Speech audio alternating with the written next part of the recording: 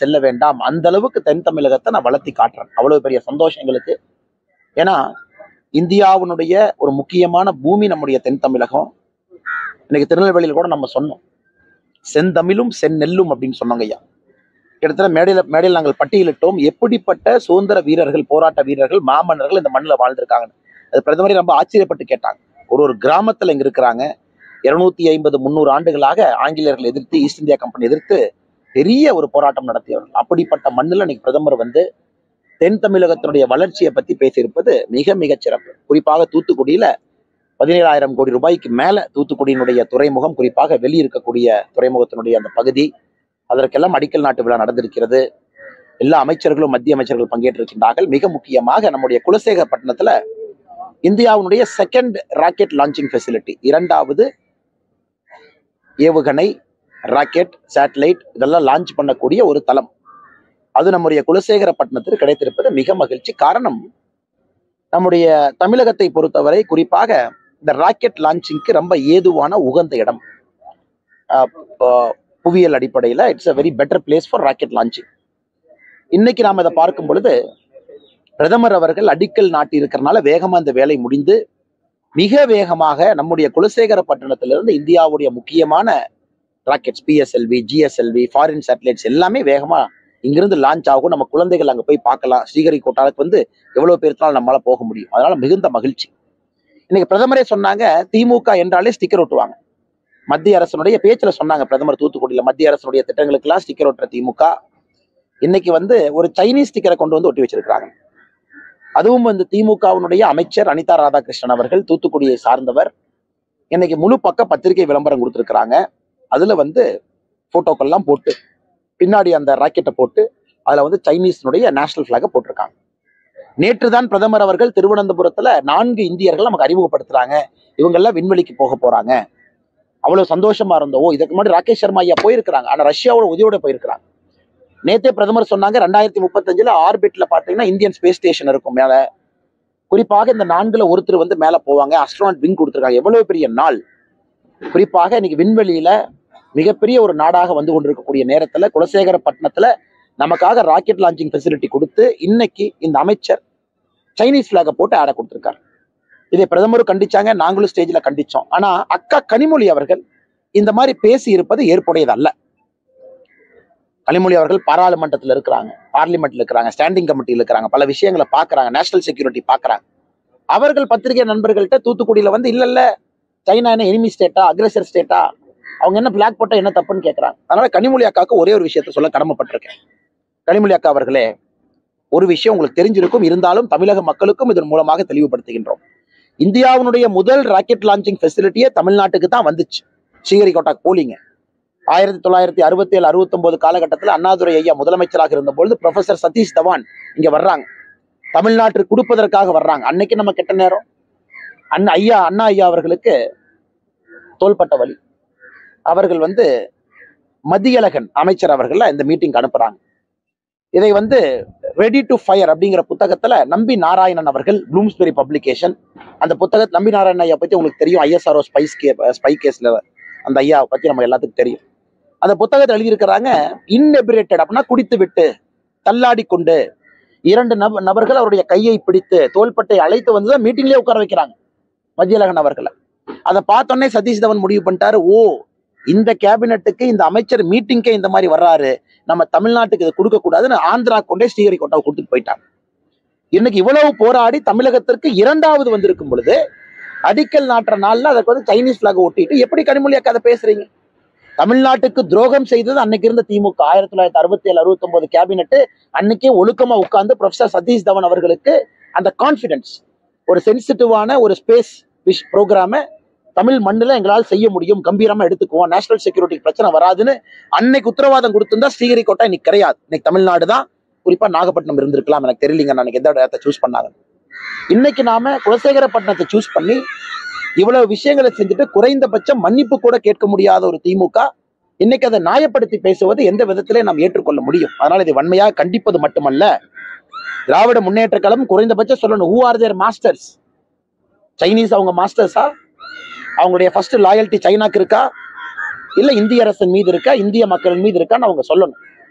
அதனால் திமுக தான் இதை பற்றி வெளியே சொல்ல வேண்டுமோ தவிர இவ்வளவு தவறுகளை செய்துவிட்டு இதுல கனிமொழி அக்கா பேசி இருப்பது எனக்கு ரொம்ப ஏற்புடையதுன்னு சொல்றதை விடங்கன்னா எப்படி அவங்க பேசுனாங்கன்னு நான் என்ன யோசிச்சுட்டு இருக்கேன். இந்த விஷயத்த டிஃபெண்ட் பண்ணி வேற பேசுறாங்களே, வேறங்கண்ணா. வந்து பாராளுமன்ற தேர்தல் வர்றதுனால பிரதமர் வந்து சில திட்டங்களை அறிவிச்சிருக்காரு. ஆனா இது வரைக்கும் தமிழகத்துக்கு எதுவுமே செய்யல அப்படிங்கிற ஒரு குற்றச்சாட்டு. அவங்க பழைய காங்கிரஸ் ஆட்சி மாதிரி நினைச்சுக்கிறாங்க. 10 ஆண்டுகளா எதுவுமே செய்யாம மக்களுடைய வரிப்பணத்தை கொள்ளையடித்ததிலே கவனம் செலுத்திய திமுக கிட்டத்தட்ட 12 லட்சம் கோடி ரூபாய் காங்கிரசினுடைய 10 ஆண்டு கால ஆட்சியிலே ஊழல் நடந்திருக்கு. 2004 to 14 2G கேஸ் உட்பட எல்லாம் சேர்த்து 12 லட்சம் கோடி ரூபாய். இன்னைக்கு கனிமொழி அக்கா பழைய காலம் மாதிரி நினைக்கிறாங்க. அவங்க ஆட்சியில் இருக்கும்போது எதுவும் செய்யல. 12 அமைச்சர்கள்னே ஒருத்தர் 2 பேர் இல்ல, 12 பேர் கூட்டணி கட்சியோட சேர்த்து. ஆனா இன்னைக்கு நிலைமையை பாருங்க. மோடி ஐயாவுடைய 10 ஆண்டு கால காலத்துல தமிழகத்திற்கு எல்லாம் செய்திருக்கின்றோம், செய்து கொண்டிருக்கின்றோம். தொடர்ந்து பேசிட்டே இருக்கணும். எல்லா இடத்துலையும் மருத்துவ கல்லூரியிலிருந்து, விமான நிலையங்களிலிருந்து, துறைமுகத்திலிருந்து, மக்களுக்கு தேவையான அடிப்படை 6000 ரூபாய் விவசாய பெருமக்களுக்கு இருந்து, சிலிண்டருக்கு 300 ரூபாய் 200 ரூபாய் மானியத்திலிருந்து பேசிட்டே இருக்கலாம். முத்ரா கடன் 2 லட்சம் கோடியிலிருந்து பேசலாம். அதனால் கனிமொழி அக்கா வந்து பழைய உலகத்துல நின்று கொண்டு கனவு கண்டு கொண்டிருக்கின்றார்கள். இன்னைக்கு எல்லோருக்கும் தெரியும், மோடி அவர்கள் ஜனவரி மாசம் 2ஆம் தேதி திருச்சிக்கு வந்தாங்க, நாட்டு மக்களுக்கு திட்டத்தை அர்ப்பணிச்சாங்க. சென்னைக்கு வந்தாங்க, நாட்டு மக்களுக்கு திட்டத்தை அர்ப்பணிச்சாங்க. மதுரைக்கு வந்தாங்க, திட்டத்தை அர்ப்பணிச்சாங்க. பார்த்துக்கிட்டே இருங்க, எத்தனை இடத்துல கம்ப்ளீட்டா தொடர்ந்து செய்து கொண்டிருக்கின்றார்கள். இன்னைக்கு வர்றாங்க, திட்டத்தை அர்ப்பணிக்கிறாங்க. மார்ச் முதல் வாரம் வரப்போறாங்க, திட்டத்தை அர்ப்பணிக்க போறாங்க. எதுவுமே செய்யாம திமுக கை கட்டி தமிழக உரிமையெல்லாம் விட்டு கொடுத்து விட்டு, ஜல்லிக்கட்டு தடையிலிருந்து எல்லாம் விட்டு கொடுத்துட்டு இன்னைக்கு வந்து எலெக்ஷன் அப்ப திமுக பேசுது, ஓ மோடி அவர்கள் எலெக்ஷனுக்காக வர்றாங்க. மோடி அவர்கள் தமிழ் மக்கள் மீது அன்பு கொண்டிருக்கின்றார்கள், அதுக்காக வருகின்றார்களோ தவிர தேர்தலுக்காக எல்லாம் மோடி ஐயா பூ வரமாட்டாங்க. திமுக காணாமல் போகும் அப்படின்னு சொன்ன பலரை பார்த்துட்டோம். காணாமல் போகும் சொல்லி சொன்னவங்க தான் காணாமல் போயிருக்காங்க. ஆனா திமுக இதற்கு முன்பு 1991 எஸ்டி எவ்வளவு எம்எல்ஏ ஜெயிச்சாங்கண்ணா? 2 தானே, 2 ஜெயிச்சாங்க. 2014 எவ்வளவு ஓட் ஷேர் வாங்கினாங்க? அரௌண்ட் 20%. அதனால் திமுகவை பொறுத்தவரை அவர்கள் கூட்டணி கட்சியை நம்பி வண்டி ஓட்டிட்டு இருக்காங்க. பேரம் பேசி இந்த வண்டியில் ஏத்துங்க, இவங்களை வண்டியில் ஏத்துங்க. இன்னைக்கு நிலைமை எப்படின்னா, அந்த கூட்டணி கட்சியில் இருக்கிற சில கட்சிகளே வந்து இன்னைக்கு மீட்டிங் வர தயாரா இல்லை. டெல்லியில சொல்லிட்டாங்க, அங்க சொல்லிட்டாங்க, இங்க சொல்லிட்டாங்க, நாங்களாம் அடம்பிடிக்க போறோம், நான் கேட்கிற சீட்டை நீங்க கொடுக்கல. அதனால திமுகவை பொறுத்தவரை கூட்டணியை நம்பி இந்தியால ஒரு கட்சி 1949 ஆரம்பிக்கப்பட்ட கட்சி 1957 இருந்து அரசியல்ல தொடர்ந்து இருக்கக்கூடிய கட்சி கூட்டணி இல்லாம ஒரு தேர்தல் நின்றுருக்காங்களா? 1967 ராஜாஜியா வேணும், கம்யூனிஸ்ட் கட்சி வேணும், எல்லாத்தையும் சேர்த்து ஆட்சிக்கு வந்தாங்க. அதனால கனிமொழி அக்கா இவ்வளவு பேசுறவங்க கூட்டணி இல்லாம நாங்க திமுக நிக்க சொல்லுங்க, டெபாசிட் வாங்குறாங்களான்னு பார்ப்போம். அது சேலஞ்சு. 2024 சேலஞ்சு. 2024 39 சீட்ல இவ்வளவு பேசுற கனிமொழி அக்கா கூட்டணியே வேண்டாம் சார், திமுக 70 ஆண்டு கால பாரம்பரிய கட்சி, எங்களுக்குன்னு வாக்கு வங்கி இருக்கு தமிழகத்துல, நாங்க யாரையும் நம்பியும் இல்லை, எங்கள் கொள்கை எங்களுடையது, நாங்கள் தனியா தேர்தல் நிக்க போறோம்னு சொல்லுங்க. அதெல்லாம் பேசவே மாட்டாங்க. கூட்டணி கட்சிகளை நம்பி வண்டி ஓட்டி கொண்டு இன்னைக்கு இந்த வீரவசனம் எல்லாம் திராவிட முன்னேற்ற கழகம் பேசிக் கொண்டிருக்கின்றார்கள். நான் மறுபடியும் சொல்றேன், மதுரைக்கு கீழே ஒரு சீட்டு திராவிட கட்சிகள் வெல்ல போவது கிடையாது.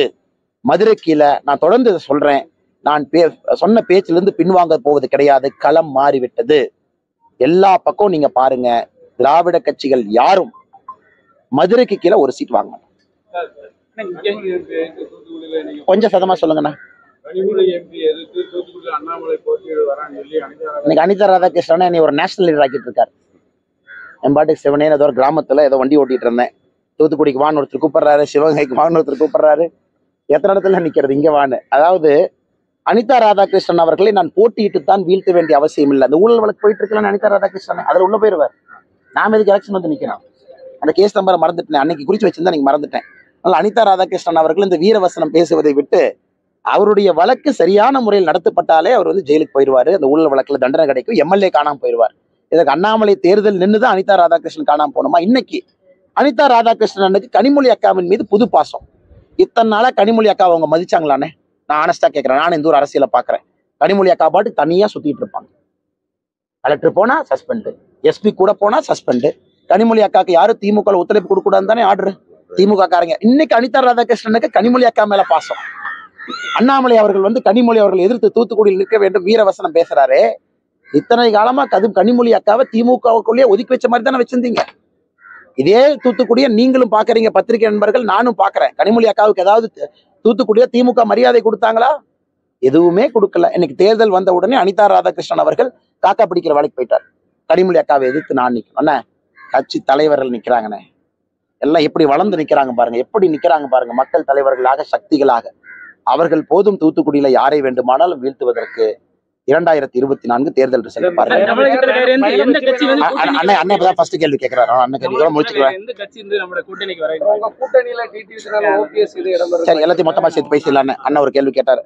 அண்ணே, எங்களை பொறுத்தவரை நீங்க பாக்குறீங்க, நேத்து பல்லடம் மேடை பார்த்தீங்க, இன்னைக்கு திருநெல்வேலி பாக்குறீங்க, சென்னை பார்க்க போறீங்க மார்ச் முதல் வாரத்துல. நாங்கள் எங்க இருக்கணுமோ இந்த நேரத்துல அங்க இருக்கும், அடுத்த வாரம் எங்க இருக்க வேண்டுமோ அங்க இருப்போம், தேர்தல் அறிவிக்கின்ற நேரத்துல எங்க இருக்க வேண்டுமோ அங்க இருப்போம். சோ நாங்கள் சரியான பாதையில எங்களுடைய குறியீடு அடிப்படையில சென்று கொண்டிருக்கின்றோம். இப்ப இருக்கணும், இங்க இருக்கணும், இங்க இருக்கணும். இன்னைக்கு மோடி அவர்கள் மீது அபரிதமான அன்பு. மோடி ஐயா சொன்னாருங்க பாருங்க, இன்னைக்கு திருநெல்வேலியில மோடி ஐயா சொன்னாரு பாருங்க, எனக்கு உங்களுடைய மொழி பேச தெரியல, ரொம்ப கஷ்டப்படுறேன், பேச வேண்டும் என்கின்ற ஆசை தமிழ் மொழியில இருந்தும் உங்களுக்கு மொத்தமா புரியலான்னு எனக்கு கவலையா இருக்கு, இருந்தும் அன்பை கொடுப்பதற்காக லட்சக்கணக்கில் வந்து நிக்கிறீங்க அப்படின்னு. அது மோடிஜி அவர்கள் உள்ளம் ததும்பி சொன்னாங்க. அதனால் மக்களுக்கு மோடி ஐயாவின் மீது பெரும் அன்பு. அதனால் நீங்க பாருங்க, பிரம்மாண்டமாக இருக்கும் 2024. தமிழக மக்கள் முடிவு செய்து விட்டார்கள் நாம் மோடியின் பக்கம் என்று. தலைவா ஃபிளைட் விட்டு போயிருவாங்க. அண்ணே, நம்முடைய நண்பர்களுக்கு நன்றி தெரிவித்து நடைபயணம் இது ஒரு மிக முக்கியமான பயணம். தமிழக பாரதிய ஜனதா கட்சியினுடைய வளர்ச்சிக்கு, தமிழக மக்களுக்கு கட்சி கொடுக்கக்கூடிய நம்பிக்கை. நடைபயணம் முடிந்திருக்கிறது. அடுத்த 60 நாட்கள் மிக கடுமையாக தொண்டர்கள் வேலை செய்ய போறாங்க. அதனால எங்களுக்கு பெரிய ஒரு நம்பிக்கை. தமிழகம் இந்த முறை மோடி ஐயாவின் பக்கம் நடத்தி பார்த்துருக்கீங்களாண்ணா? பல்லடத்துல பிரம்மாண்ட கூட்டம், நைட்டு மதுரையில மீட்டிங், அடுத்த நாள் காலையில தூத்துக்குடி மீட்டிங், அடுத்த நாள் காலையில இன்னைக்கு பாரதிய ஜனதா கட்சியினுடைய சக்தி என்னன்னா, ஒரு பிரதமரை 2 நாட்கள்ல 4 இடத்துல பிரம்மாண்டமான கூட்டம் வைத்து நடத்தும் அளவுக்கு பாரதிய ஜனதா கட்சி வளர்ந்திருக்கு. அதான் எங்களுக்கு சந்தோஷங்கண்ணா.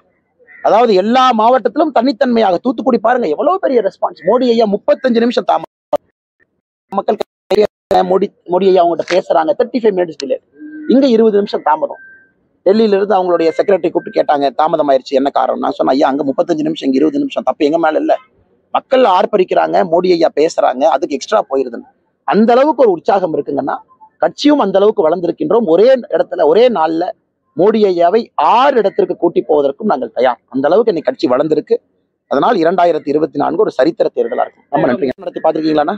பல்லடத்துல பிரம்மாண்ட கூட்டம், நைட்டு மதுரையில மீட்டிங், அடுத்த நாள் காலையில தூத்துக்குடி மீட்டிங், அடுத்த நாள் காலையில இன்னைக்கு பாரதிய ஜனதா கட்சியினுடைய சக்தி என்னன்னா, ஒரு பிரதமரை 2 நாட்கள்ல 4 இடத்துல பிரம்மாண்டமான கூட்டம் வைத்து நடத்தும் அளவுக்கு பாரதிய ஜனதா கட்சி வளர்ந்திருக்கு. அதான் எங்களுக்கு சந்தோஷங்கண்ணா. அதாவது எல்லா மாவட்டத்திலும் தனித்தன்மையாக, தூத்துக்குடி பாருங்க எவ்வளவு பெரிய ரெஸ்பான்ஸ். மோடி ஐயா 35 நிமிஷம் தாமதம், மக்கள் மோடி ஐயா அவங்ககிட்ட பேசுறாங்க, 35 மினிட்ஸ் டிலே. இங்க 20 நிமிஷம் தாமதம். டெல்லியில இருந்து அவங்களுடைய செக்ரட்டரி கூப்பிட்டு கேட்டாங்க, தாமதம் ஆயிடுச்சு, என்ன காரணம்? நான் சொன்னேன், ஐயா அங்க 35 நிமிஷம், இங்க 20 நிமிஷம், தப்பு எங்க மேல இல்ல, மக்கள் ஆர்ப்பரிக்கிறாங்க, மோடி ஐயா பேசுறாங்க, அதுக்கு எக்ஸ்ட்ரா போயிருதுன்னு. அந்த அளவுக்கு ஒரு உற்சாகம் இருக்குங்கன்னா, கட்சியும் அந்த அளவுக்கு வளர்ந்திருக்கின்றோம். ஒரே இடத்துல ஒரே நாள்ல மோடி ஐயாவை 6 இடத்திற்கு கூட்டி போவதற்கும் நாங்கள் தயார். அந்த அளவுக்கு இன்னைக்கு கட்சி வளர்ந்திருக்கு. அதனால் 2024 ஒரு சரித்திர தேர்தலா இருக்கும். பிரதமர் அவர்கள் ஒரு முக்கியமான விஷயத்த சொல்லியிருக்காங்க, இதுதான் இன்னைக்கு முக்கியம். தென் தமிழகத்தை நான் பார்த்து கொள்கின்றேன், எங்கிட்ட விட்டுருங்க அப்படிங்கிற வார்த்தையை பிரதமர் இன்னைக்கு சொல்லியிருக்காங்க. தென் தமிழகத்தினுடைய வளர்ச்சி என்னுடைய பொறுப்பு, மோடியினுடைய கேரண்டி, தென் தமிழகம் வளரும், இங்கிருந்து யாருமே எங்கேயும் வேலைக்கு செல்ல வேண்டாம், அந்த அளவுக்கு தென் தமிழகத்தை நான் வளர்த்தி காட்டுறேன். அவ்வளவு பெரிய சந்தோஷம் எங்களுக்கு. ஏன்னா இந்தியாவினுடைய ஒரு முக்கியமான பூமி நம்முடைய தென் தமிழகம். இன்னைக்கு திருநெல்வேலியில் கூட நம்ம சொன்னோம், செந்தமிழும் செந்நெல்லும் அப்படின்னு சொன்னாங்க ஐயா. கிட்டத்தட்ட மேடையில் நாங்கள் பட்டியலிட்டோம், எப்படிப்பட்ட சுதந்திர வீரர்கள், போராட்ட வீரர்கள், மாமன்னர்கள் இந்த மண்ணில் வாழ்ந்திருக்காங்க. அது பிரதமரை ரொம்ப ஆச்சரியப்பட்டு கேட்டாங்க. ஒரு கிராமத்துல இங்க இருக்கிறாங்க, 250-300 ஆண்டுகளாக ஆங்கிலேயர்கள் எதிர்த்து, ஈஸ்ட் இந்தியா கம்பெனி எதிர்த்து பெரிய ஒரு போராட்டம் நடத்தியவர்கள். அப்படிப்பட்ட மண்ணில் இன்னைக்கு பிரதமர் வந்து தென் தமிழகத்தினுடைய வளர்ச்சியை பத்தி பேசியிருப்பது மிக மிக சிறப்பு. குறிப்பாக தூத்துக்குடியில 17,000 கோடி ரூபாய்க்கு மேல தூத்துக்குடியினுடைய துறைமுகம், குறிப்பாக வெளியிருக்கக்கூடிய துறைமுகத்தினுடைய அந்த பகுதி, அதற்கெல்லாம் அடிக்கல் நாட்டு விழா நடந்திருக்கிறது. எல்லா அமைச்சர்களும், மத்திய அமைச்சர்கள் பங்கேற்றிருக்கின்றார்கள். மிக முக்கியமாக நம்முடைய குலசேகரப்பட்டினத்துல இந்தியாவுடைய 2nd ராக்கெட் லான்ச்சிங் ஃபெசிலிட்டி, 2வது ஏவுகணை, ராக்கெட், சேட்டலைட் இதெல்லாம் லான்ச் பண்ணக்கூடிய ஒரு தளம், அது நம்முடைய குலசேகரப்பட்டினத்திற்கு கிடைத்திருப்பது மிக மகிழ்ச்சி. காரணம், நம்முடைய தமிழகத்தை பொறுத்தவரை குறிப்பாக இந்த ராக்கெட் லான்ச்சிங்க்கு ரொம்ப ஏதுவான உகந்த இடம். புவியியல் அடிப்படையில் it's a very better place for rocket launching. இன்னைக்கு நாம் இதை பார்க்கும் பொழுது பிரதமர் அவர்கள் அடிக்கல் நாட்டி இருக்கிறனால வேகமா இந்த வேலை முடிந்து மிக வேகமாக நம்முடைய குலசேகரப்பட்டினத்திலிருந்து இந்தியாவுடைய முக்கியமான rockets PSLV, GSLV, foreign satellites எல்லாமே வேகமா இங்கிருந்து லான்ச் ஆகும். நம்ம குழந்தைகள் அங்கே போய் பார்க்கலாம். ஸ்ரீஹரிகோட்டாவுக்கு வந்து எவ்வளவு பேருனாலும் நம்மளால போக முடியும். அதனால மிகுந்த மகிழ்ச்சி. இன்னைக்கு பிரதமரே சொன்னாங்க, திமுக என்றாலே ஸ்டிக்கர் ஒட்டுவாங்க. மத்திய அரசனுடைய பேச்சுல சொன்னாங்க பிரதமர் தூத்துக்குடியில, மத்திய அரசனுடைய திட்டங்களுக்கெல்லாம் ஸ்டிக்கர் ஒட்டுற திமுக இன்னைக்கு வந்து ஒரு சைனீஸ் ஸ்டிக்கரை கொண்டு வந்து ஒட்டி வச்சிருக்காங்க. அதுவும் வந்து திமுகவினுடைய அமைச்சர் அனிதா ராதாகிருஷ்ணன் அவர்கள் தூத்துக்குடியை சார்ந்தவர். இன்னைக்கு முழு பக்க பத்திரிகை விளம்பரம் கொடுத்துருக்காங்க. அதுல வந்து போட்டோக்கள்லாம் போட்டு பின்னாடி அந்த ராக்கெட்டை போட்டு அதுல வந்து சைனீஸ்னுடைய நேஷனல் பிளாக போட்டிருக்காங்க. நேற்று தான் பிரதமர் அவர்கள் திருவனந்தபுரத்துல 4 இந்தியர்கள் நமக்கு அறிமுகப்படுத்துறாங்க. இவங்கெல்லாம் விண்வெளிக்கு போக போறாங்க. அவ்வளவு சந்தோஷமா இருந்தோம். இதுக்கு முன்னாடி ராகேஷ் சர்மா ஐயா போயிருக்கிறாங்க. ஆனா ரஷ்யாவோட உதவியோட போயிருக்கிறாங்க. நேத்தே பிரதமர் சொன்னாங்க 2035 ஆர்பிட்ல பாத்தீங்கன்னா இந்தியன் ஸ்பேஸ் ஸ்டேஷன் இருக்கும் மேல. குறிப்பாக இந்த 4ல் ஒருத்தர் வந்து மேல போவாங்க. அஸ்ட்ரோனாட் விங் கொடுத்துருக்காங்க. எவ்வளவு பெரிய நாள். குறிப்பாக இன்னைக்கு விண்வெளியில மிகப்பெரிய ஒரு நாடாக வந்து கொண்டிருக்கக்கூடிய நேரத்துல குலசேகரப்பட்டினத்துல நமக்காக ராக்கெட் லான்ச்சிங் ஃபெசிலிட்டி கொடுத்து இன்னைக்கு இந்த அமைச்சர் சைனீஸ் பிளாக போட்டு ஆட கொடுத்திருக்காரு. இதை பிரதமரும் கண்டிச்சாங்க, நாங்களும் ஸ்டேஜ்ல கண்டிச்சோம். ஆனா அக்கா கனிமொழி அவர்கள் இந்த மாதிரி பேசி இருப்பது ஏற்புடையது அல்ல. கனிமொழி அவர்கள் பாராளுமன்றத்தில் இருக்கிறாங்க, பார்லிமெண்ட்ல இருக்கிறாங்க, ஸ்டாண்டிங் கமிட்டியில் இருக்கிறாங்க, பல விஷயங்களை பாக்குறாங்க, நேஷனல் செக்யூரிட்டி பாக்குறாங்க. அவர்கள் பத்திரிகை நண்பர்கள்ட்ட தூத்துக்குடியில வந்து இல்ல சைனா என்ன எனிமி ஸ்டேட்டா, அக்ரெசர் ஸ்டேட்டா, அவங்க என்ன பிளாக் போட்டா என்ன தப்புன்னு கேட்கறாங்க. அதனால கனிமொழி அக்காவுக்கு ஒரே ஒரு விஷயத்த சொல்ல கடமைப்பட்டிருக்கேன். கனிமொழி அக்கா அவர்களே, ஒரு விஷயம் உங்களுக்கு தெரிஞ்சிருக்கும், இருந்தாலும் தமிழக மக்களுக்கும் இதன் மூலமாக தெளிவுபடுத்துகின்றோம். இந்தியாவினுடைய முதல் ராக்கெட் லான்ச்சிங் ஃபெசிலிட்டியே தமிழ்நாட்டுக்கு தான் வந்துச்சு. ஸ்ரீஹரிகோட்டாக்கு போலிங்க. 1967, 69 காலகட்டத்தில் அண்ணாதுரை ஐயா முதலமைச்சராக இருந்தபொழுது ப்ரொஃபசர் சதீஷ் தவான் இங்க வர்றாங்க. தமிழ்நாட்டிற்கு கொடுப்பதற்காக வர்றாங்க. அன்னைக்கு நம்ம கெட்ட நேரம். அண்ணா ஐயா அவர்களுக்கு தோள்பட்ட வலி. அவர்கள் வந்து மத்தியழகன் அமைச்சர் அவர்கள் இந்த மீட்டிங் அனுப்புறாங்க.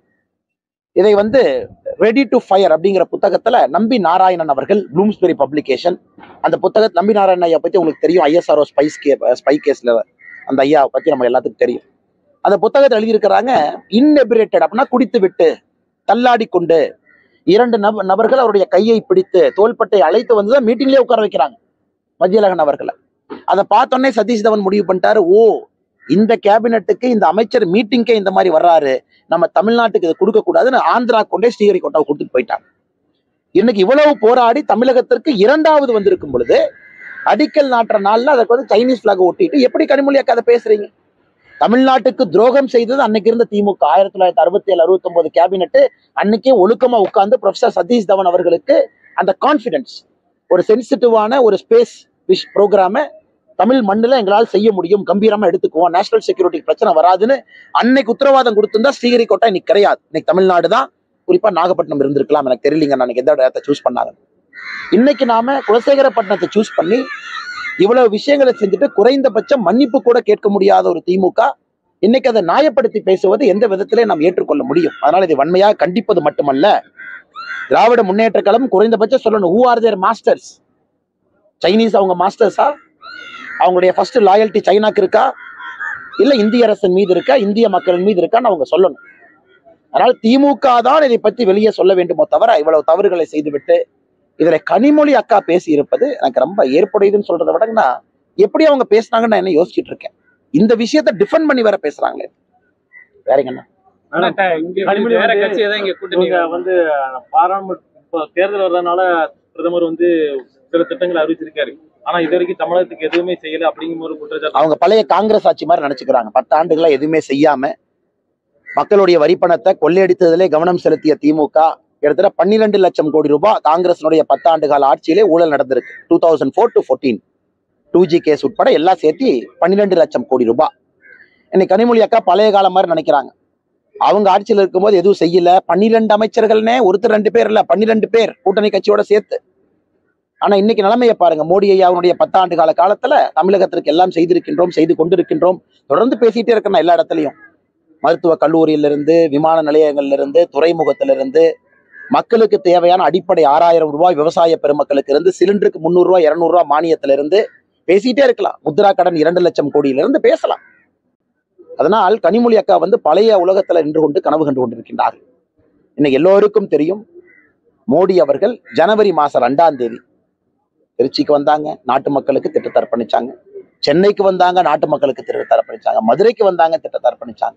பார்த்துக்கிட்டே இருங்க, எத்தனை இடத்துல கம்ப்ளீட்டா தொடர்ந்து செய்து கொண்டிருக்கின்றார்கள். இன்னைக்கு வர்றாங்க, திட்டத்தை அர்ப்பணிக்கிறாங்க. மார்ச் முதல் வாரம் வரப்போறாங்க, திட்டத்தை அர்ப்பணிக்க போறாங்க. எதுவுமே செய்யாம திமுக கை கட்டி தமிழக உரிமையெல்லாம் விட்டு கொடுத்து விட்டு, ஜல்லிக்கட்டு தடையிலிருந்து எல்லாம் விட்டு கொடுத்துட்டு இன்னைக்கு எலெக்ஷன் அப்ப திமுக பேசுது, ஓ மோடி அவர்கள் எலெக்ஷனுக்காக வர்றாங்க. மோடி அவர்கள் தமிழ் மக்கள் மீது அன்பு கொண்டிருக்கின்றார்கள், அதுக்காக வருகின்றார்களோ தவிர தேர்தலுக்காக எல்லாம் மோடி ஐயா பூ வரமாட்டாங்க. திமுக காணாமல் போகும் அப்படின்னு சொன்ன பலரை பார்த்துட்டோம். அது காணாமல் போகும் சொல்லி சொன்னவங்க தான் காணாமல் போயிருக்காங்க. ஆனா திமுக இதற்கு முன்பு 1991 எஸ்டி எவ்வளவு எம்எல்ஏ ஜெயிச்சாங்கண்ணா? 2 தானே, 2 ஜெயிச்சாங்க. 2014 எவ்வளவு ஓட் ஷேர் வாங்கினாங்க? அரௌண்ட் 20%. அதனால் திமுகவை பொறுத்தவரை அவர்கள் கூட்டணி கட்சியை நம்பி வண்டி ஓட்டிட்டு இருக்காங்க. பேரம் பேசி இந்த வண்டியில் ஏத்துங்க, இவங்களை வண்டியில் ஏத்துங்க. இன்னைக்கு நிலைமை எப்படின்னா, அந்த கூட்டணி கட்சியில் இருக்கிற சில கட்சிகளே இன்னைக்கு மீட்டிங் வர தயாரா இல்லை. டெல்லியில சொல்லிட்டாங்க, அங்க சொல்லிட்டாங்க, இங்க சொல்லிட்டாங்க, நாங்களாம் அடம்பிடிக்க போறோம், நான் கேட்கிற சீட்டை நீங்க கொடுக்கல. அதனால திமுகவை பொறுத்தவரை கூட்டணியை நம்பி இந்தியால ஒரு கட்சி 1949 ஆரம்பிக்கப்பட்ட கட்சி 1957 இருந்து அரசியல்ல தொடர்ந்து இருக்கக்கூடிய கட்சி கூட்டணி இல்லாம ஒரு தேர்தல் நின்றுருக்காங்களா? 1967 ராஜாஜியா வேணும், கம்யூனிஸ்ட் கட்சி வேணும், எல்லாத்தையும் சேர்த்து ஆட்சிக்கு வந்தாங்க. அதனால கனிமொழி அக்கா இவ்வளவு பேசுறவங்க கூட்டணி இல்லாம நாங்க திமுக நிக்க சொல்லுங்க, டெபாசிட் வாங்குறாங்களான்னு பார்ப்போம். அது சேலஞ்சு. 2024 சேலஞ்சு. 2024 39 சீட்ல இவ்வளவு பேசுற கனிமொழி அக்கா கூட்டணியே வேண்டாம் சார், திமுக 70 ஆண்டு கால பாரம்பரிய கட்சி, எங்களுக்குன்னு வாக்கு வங்கி இருக்கு தமிழகத்துல, நாங்க யாரையும் நம்பியும் இல்லை, எங்கள் கொள்கை எங்களுடையது, நாங்கள் தனியா தேர்தல் நிக்க போறோம்னு சொல்லுங்க. அதெல்லாம் பேசவே மாட்டாங்க. கூட்டணி கட்சிகளை நம்பி வண்டி ஓட்டி கொண்டு இன்னைக்கு இந்த வீரவசனம் எல்லாம் திராவிட முன்னேற்ற கழகம் பேசிக் கொண்டிருக்கின்றார்கள். நான் மறுபடியும் சொல்றேன், மதுரைக்கு கீழே ஒரு சீட்டு திராவிட கட்சிகள் வெல்ல போவது கிடையாது. மதுரை கீழே நான் தொடர்ந்து சொல்றேன், நான் சொன்ன பேச்சிலிருந்து பின்வாங்க போவது கிடையாது. களம் மாறிவிட்டது. எல்லா பக்கம் நீங்க பாருங்க, திராவிட கட்சிகள் யாரும் மதுரைக்கு கீழே ஒரு சீட் வாங்க மாட்டாங்க. கொஞ்சம் சதமா சொல்லுங்கண்ணா. இன்னைக்கு அனிதா ராதாகிருஷ்ணன் நீ ஒரு நேஷனல் லீடர் ஆக்கிட்டு இருக்காரு. என் பாட்டுக்கு சிவனே ஏதோ ஒரு கிராமத்துல ஏதோ வண்டி ஓட்டிட்டு இருந்தேன், தூத்துக்குடிக்கு வான்னு ஒருத்தர் கூப்பிடுறாரு, சிவகங்கைக்கு வான்னு ஒருத்தர் கூப்பிடுறாரு, எத்தனை இடத்துல நிக்கிறது இங்க வான்னு. அதாவது அனிதா ராதாகிருஷ்ணன் அவர்களை நான் போட்டியிட்டு தான் வீழ்த்த வேண்டிய அவசியம் இல்லை. அந்த ஊழல் வழக்கு போயிட்டு இருக்கலாம் அனிதா ராதாகிருஷ்ணன், அதுல உள்ள போயிருவார். நாம எதுக்கு எலெக்ஷன் நிக்கிறோம்? அந்த கேஸ் நம்பரை மறந்துட்டேன், அன்னைக்கு குறிச்சு வச்சிருந்தா நீங்க மறந்துட்டேன். அதனால அனிதா ராதாகிருஷ்ணன் அவர்கள் இந்த வீரவசனம் பேசுவதை விட்டு அவருடைய வழக்கு சரியான முறையில் நடத்தப்பட்டாலே அவர் ஜெயிலுக்கு போயிடுவாரு, அந்த ஊழல் வழக்குல தண்டனை கிடைக்கும், எம்எல்ஏ காணாம போயிடுவார். இதற்கு அண்ணாமலை தேர்தல் நின்றுதான் அனிதா ராதாகிருஷ்ணன் காணாம போனோமா? இன்னைக்கு அனிதா ராதாகிருஷ்ணனுக்கு கனிமொழி அக்காவின் மீது புது பாசம். இத்தனை நாளா கனிமொழி அக்கா அவங்க மதிச்சாங்களானே? நான் ஆனஸ்டா கேட்கிறேன். நான் இந்த ஒரு அரசியலை பாக்குறேன், கனிமொழி அக்கா பாட்டு தனியா சுத்திட்டு இருப்பாங்க.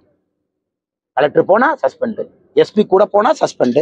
கனிமொழி அக்காக்கு யாரும் திமுக ஒத்துழைப்பு கொடுக்க கூடாதுன்னு தானே ஆர்டர் திமுக காரங்க. இன்னைக்கு அனிதா ராதாகிருஷ்ணனுக்கு கனிமொழி அக்கா மேல பாசம். அண்ணாமலை அவர்கள் கனிமொழி அவர்கள் எதிர்த்து தூத்துக்குடியில் நிற்க வேண்டும் வீரவசனம் பேசுறாரு. இத்தனை காலமா கனிமொழி அக்காவை திமுகவுக்குள்ளேயே ஒதுக்கி வச்ச மாதிரி தானே வச்சிருந்தீங்க. இதே தூத்துக்குடியை நீங்களும் பாக்குறீங்க, பத்திரிகை நண்பர்கள், நானும் பாக்குறேன். கனிமொழி அக்காவுக்கு ஏதாவது தூத்துக்குடிய திமுக மரியாதை கொடுத்தாங்களா? எதுவுமே கொடுக்கல. இன்னைக்கு தேர்தல் வந்த உடனே அனிதா ராதாகிருஷ்ணன் அவர்கள் காக்கா பிடிக்கிற வேலைக்கு போயிட்டார்.